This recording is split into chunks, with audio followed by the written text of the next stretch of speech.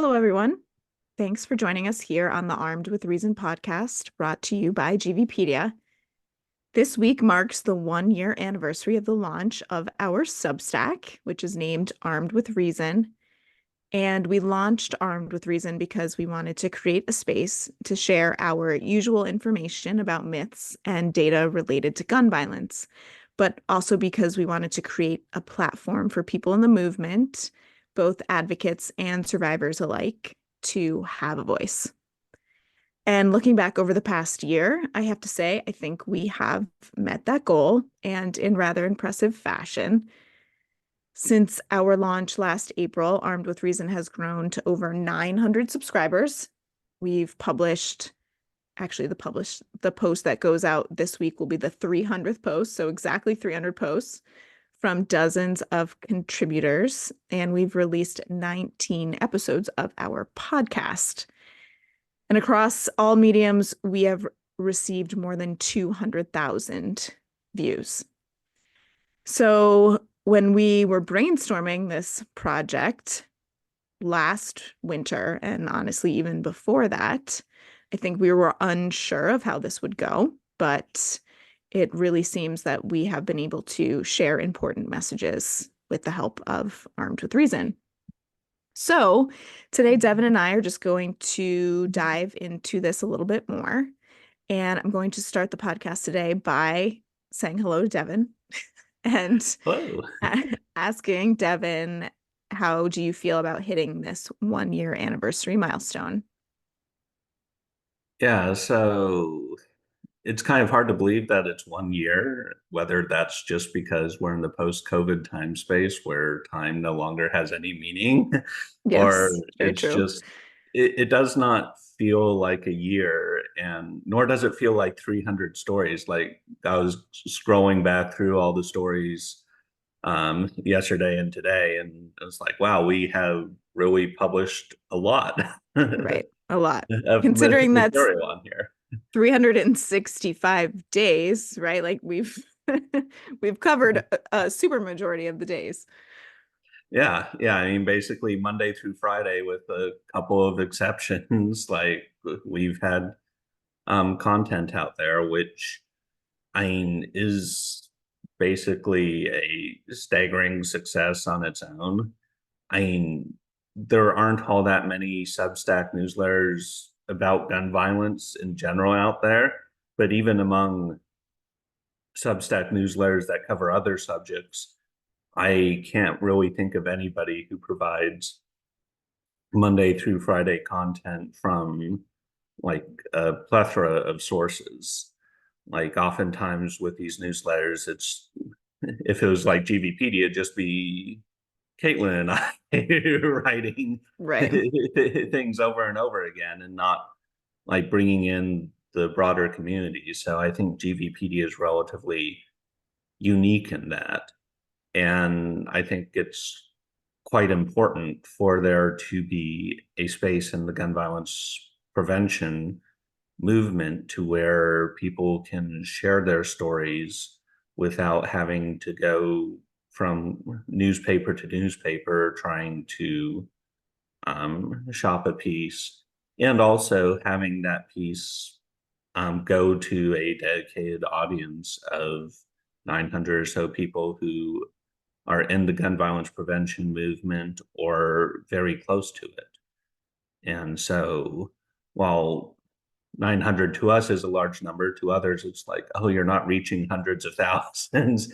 It's like, well, no, but the 900 people we're reaching are the heads of major organizations, people who have been in this work for not just a decade, but multiple decades, and who have real experience in being able to share stories and connect people in that fashion is one of the primary reasons we created Armed with Reason. And I think we're accomplishing that relatively well.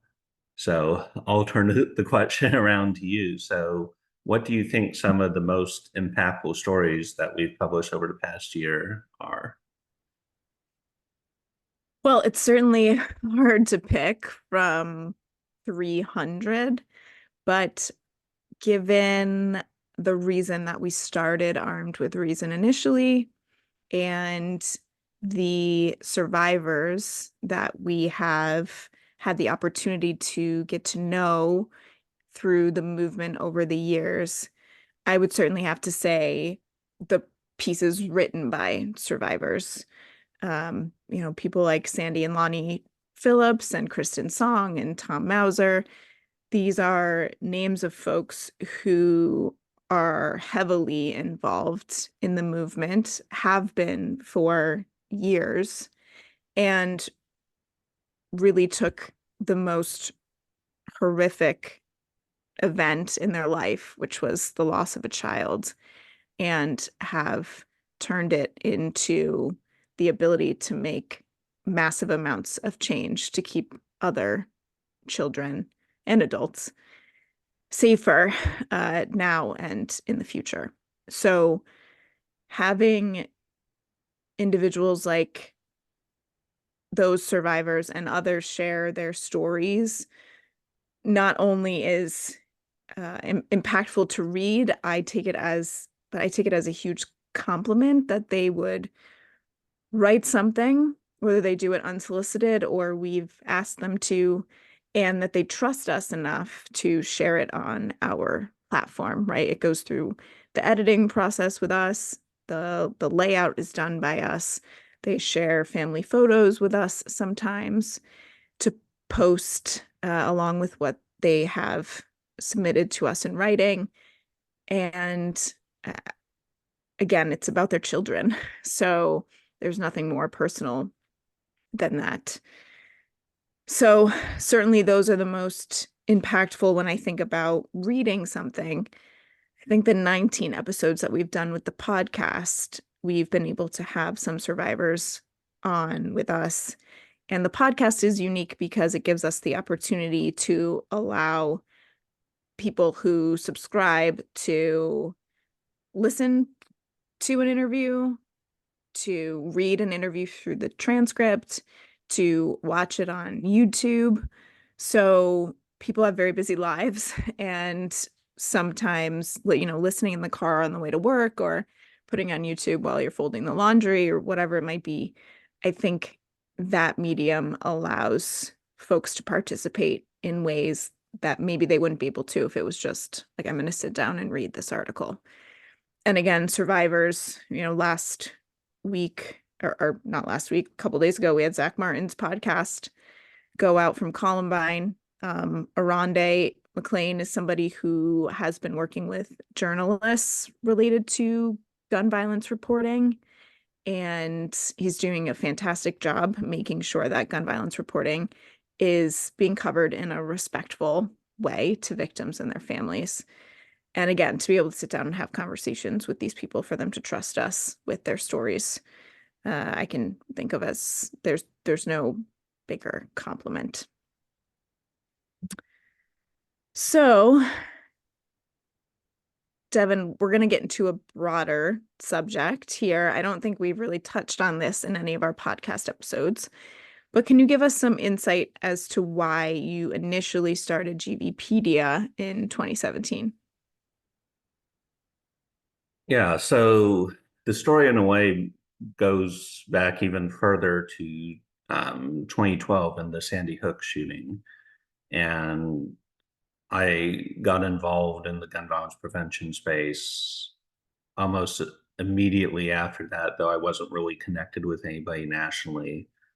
I think I've mentioned previously, whether in articles or podcasts, but like, if you don't know this about me, I'm from Oklahoma, which is like the we're gun country inside of gun country, as it were. Grew up on a farm. Family had a rifle and a shotgun, neither of which were seen for self-defense. We had a big German Shepherd for that. Um, but like guns were ubiquitous in a way. And I still remember as a kid where we would hear our farm was next to a creek bed and we would hear automatic fire coming from there on the weekends. And no, it wasn't semi-automatic fire. Like my dad served in Vietnam and he very well knows the difference between semi-auto and full auto. And so we were just in Gun Central, and it really didn't strike me until the Sandy Hook shooting, really, of like, wow, there needs to be something that's done about this. And then it was the pushback to that we should do something that really made me take a deeper look and start doing research and discovering that there's a major gap between where the academic research was and where the public discussion on firearms was. I remember back during that time where there'd be op-eds on like the Washington Post, and they would cite one or two studies, and I would think, oh wow, like how well researched this is. And it's, I mean, in terms of some of the stuff that I later wrote, it's like if I don't have one to two studies cited in a paragraph, I'm like mad at myself. Yes, absolutely. But it's necessary because otherwise people will say that you're lying. I mean, they say you're lying anyway. So it's better to have the studies to back it up. Yeah, and so there was just this major disconnect, and nobody at the time I felt who was systematically going through and debunking these myths and really translating the academic research for a public audience. So I, with a friend, co-authored Armed with Reason 1.0. And that lasted for 4 to 5 years. I even wrote for The Trace for a time. And then when my co-author went off to Harvard, turns out getting a PhD at Harvard is rather time consuming. Um, he had to step aside, so I went ahead and kind of took our original work and turned it into a nonprofit setting. So we had a smaller gun database with like 100 studies. We initially released GBPD, I think, with 700 studies, and then had white papers and fact sheets. And it's grown from there. So GVPD has really been a continuation of the efforts to combat disinformation and get accurate information out there. And it's kind of been a gradual evolution since 2012 all the way to today. So, yeah, that's the relatively brief form of. The one-page version. Yes. Yeah, and I could go on, as people who have heard this podcast before can probably tell, but I'll pause it there for now and kind of turn the question around to you. So you joined GVpedia at the very beginning of 2020, back Yes. when the world was normal before civilization collapsed on itself and time became meaningless.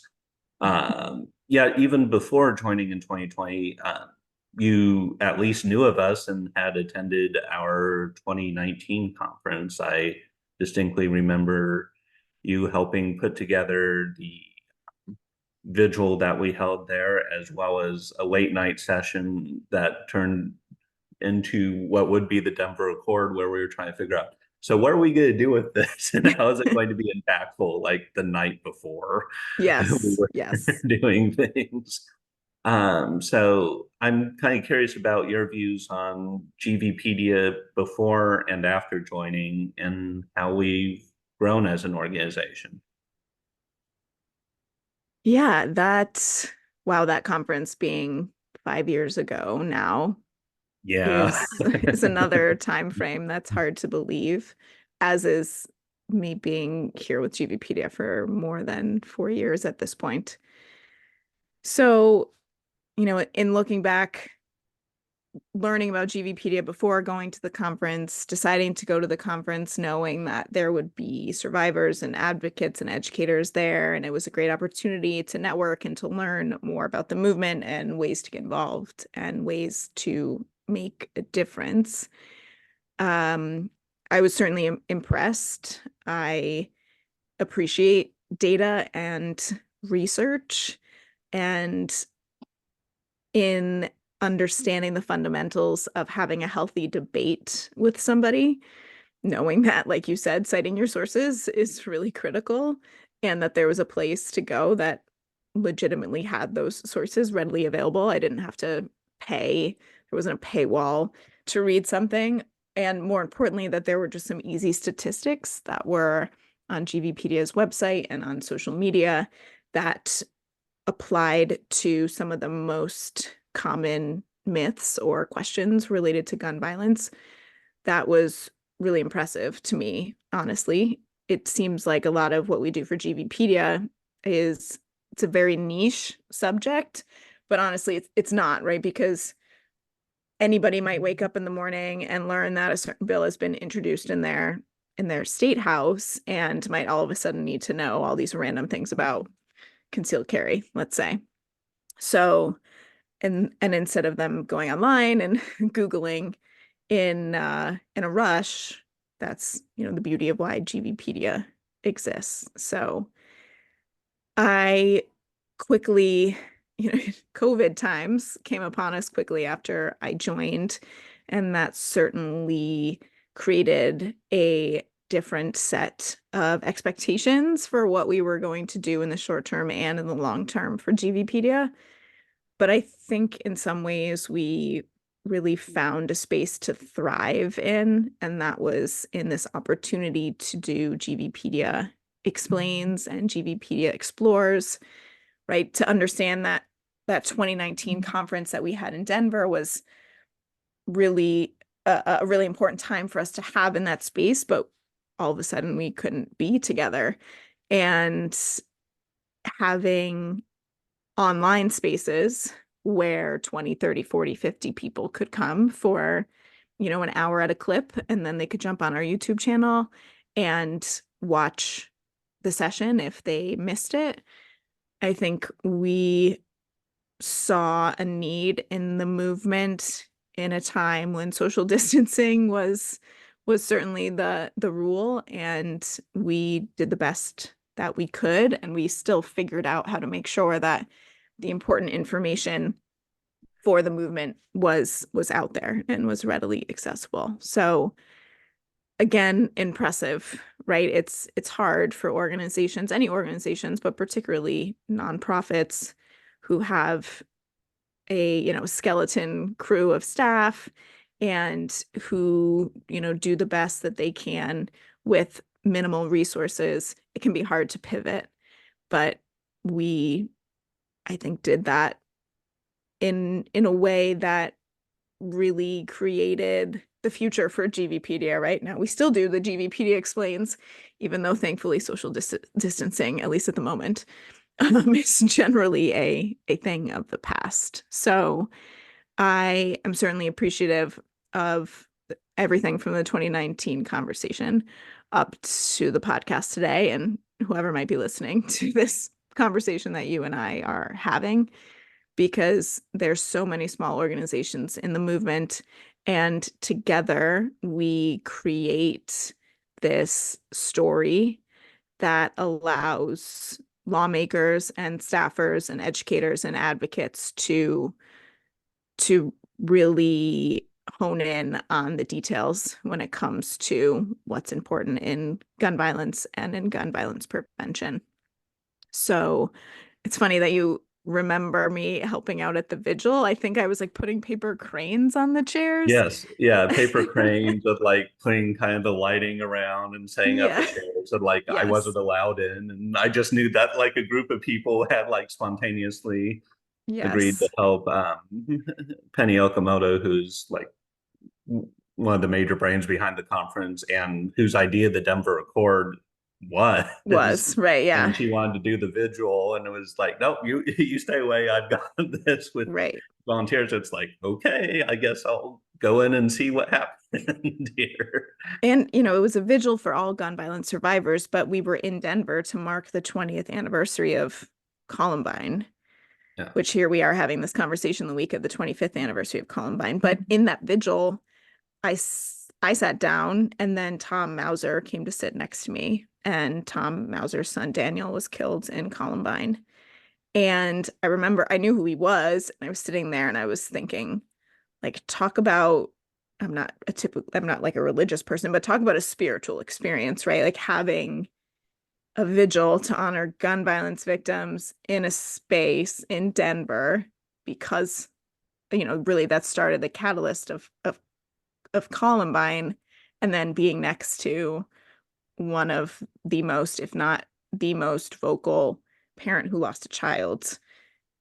It was, I still remember it. I remember thinking, wow, this is so powerful. And I was grateful that all of my experiences led me to that space and in that moment, because it certainly was motivating to keep up the good fight, which unfortunately we have to do more than we would like to. As we say, the best day will be when we no longer have these jobs, because we don't need to fight for gun violence prevention or gun sense legislation anymore. But obviously, unfortunately, we're not there at the moment.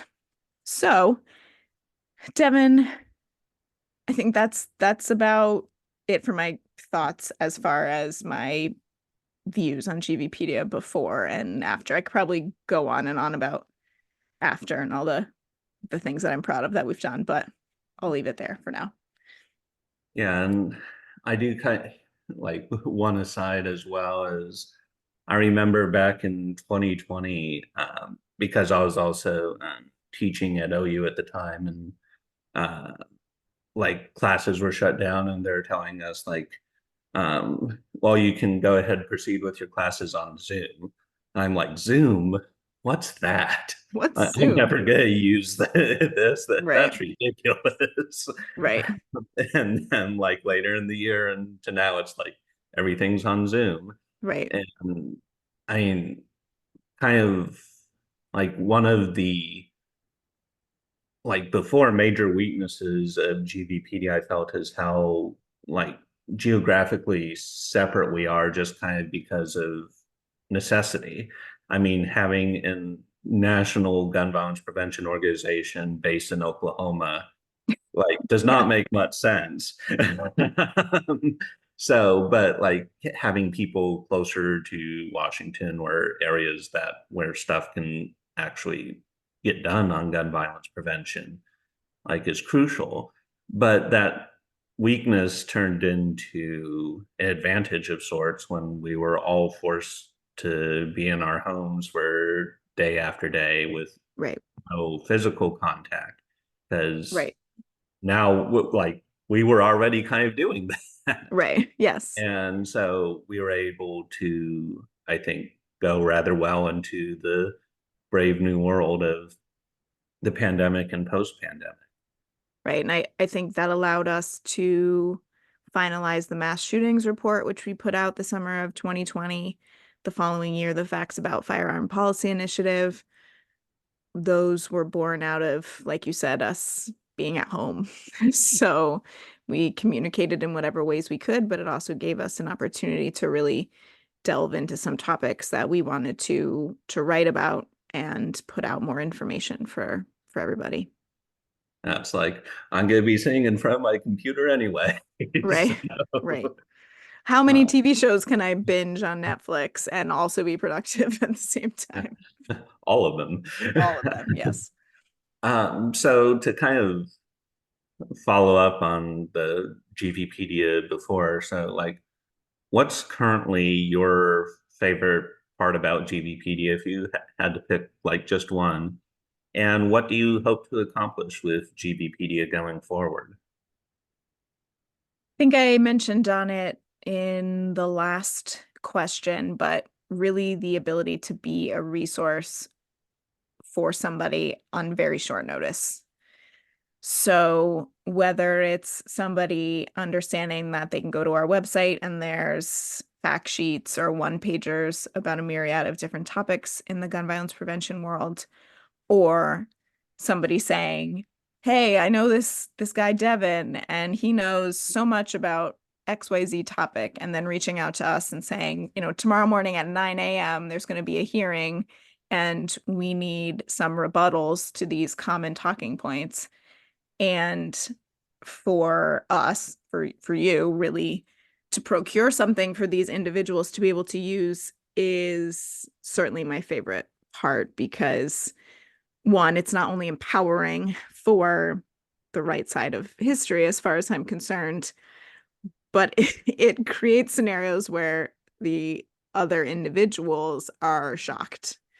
And I can certainly appreciate people walking into a space thinking that this is going to be a one-sided argument and we have this locked up because of the state that they're in or other laws that exist, and then being blindsided by somebody on a committee or a staffer having a chat with somebody afterwards and saying, you said all these things, but in fact, these things are true.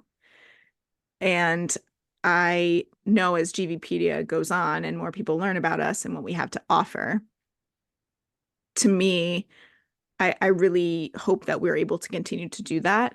And in a larger fashion, we talk about Devin going to DC and having to testify on certain bills at certain points and like sign me up, right? Like I would put Devin in front of a committee any day of the week. And I think it's one of the greatest things that we have to offer. So for me, the hope for the future is, the more people who know that that's something that we can do, hopefully the more people will take advantage of that.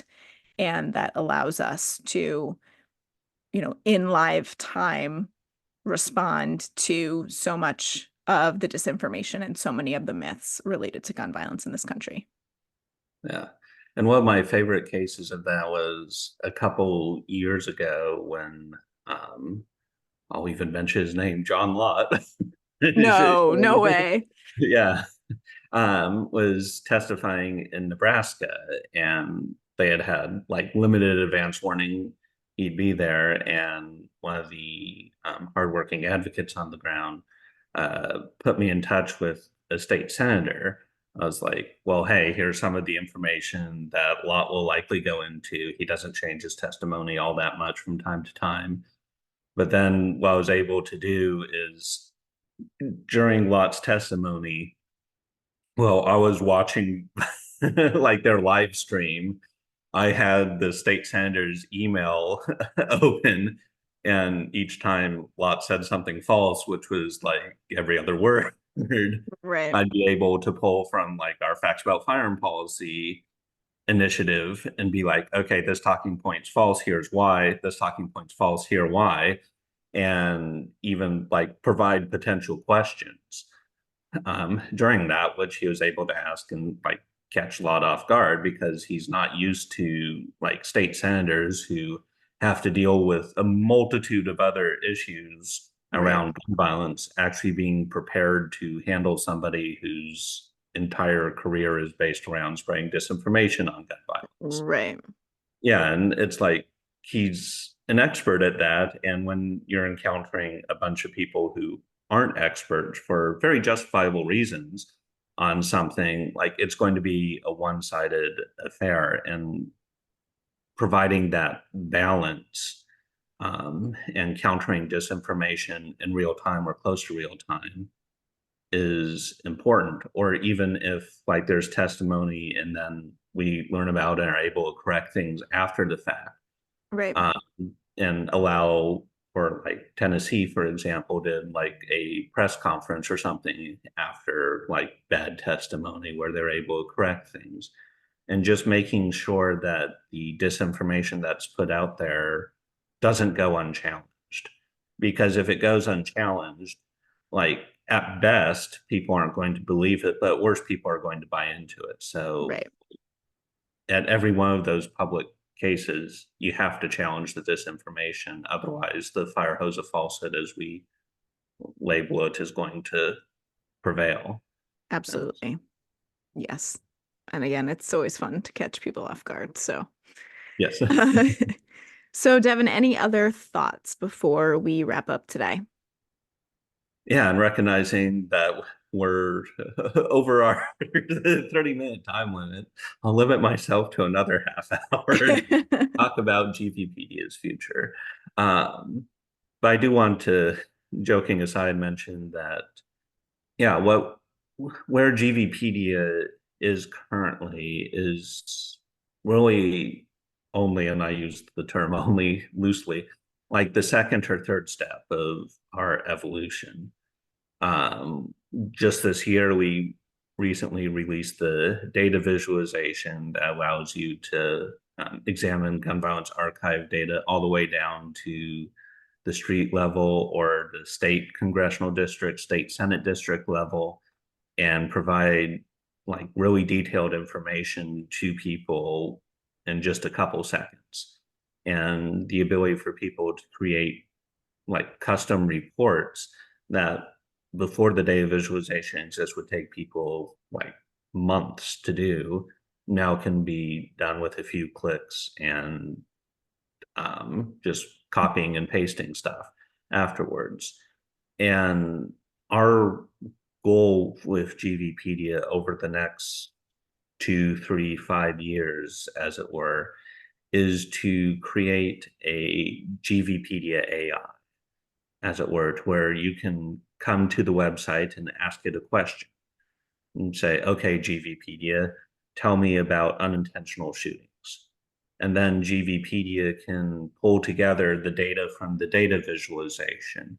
It can pull together the studies that we have in our database, any white papers and fact sheets we have, and then combine that into an answer that can be as short as somebody wants it, where it's like 2 to 3 points. It can be a fact sheet, or it can be a larger package of information. So basically, meeting somebody's informational needs, no matter what they are, right there, and basically becoming a central data and information nexus on gun violence. Because I remember when starting out back in late 2012 into 2013, the sheer amount of Googling and then hopping from one resource to another resource, finding a study, looking through the studies works cited, finding those studies, and so forth. And just the amount of time it would take to answer anything, and wanting to make sure that anybody who either had just a passing interest in gun violence or wanted to get involved in preventing gun violence, or has been in the gun violence space for 20 years and wants to learn even more, like where they can all go to a single resource and be directed to an answer to their question as quickly as possible. And so that's GVPD's goal. And the more support we get from people, the faster we'll be able to achieve that goal, and the more comprehensive a resource we're going to be able to provide. And like providing that resource, like it's not just about GVpedia, it helps every other organization in the space as well, to where we're removing like the months upon months of potential like digging around and research, and but quite frankly is wasted time if there's a resource there that has already done all the digging for them and compiled the best research and everything else that they're going to need into a single spot, to where they can just pull on that and then get to the crucial work of having the personal conversations to change minds, or to be at the Capitol day after day, providing resources and information to legislators or talking with the media.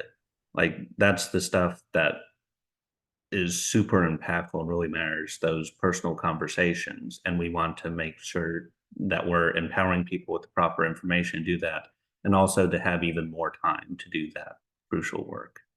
So Yes, that's absolutely. the future as I see it, hopefully.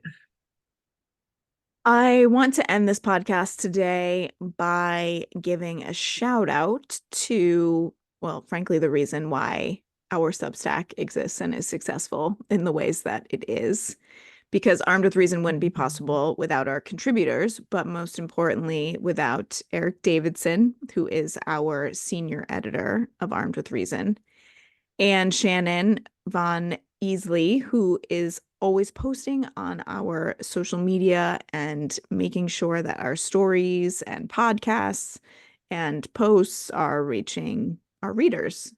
So without Shannon and Eric, this would be a, I can't even say much less successful venture because I don't even think it would have really gotten off the ground. So again, a huge thank you to the two of them.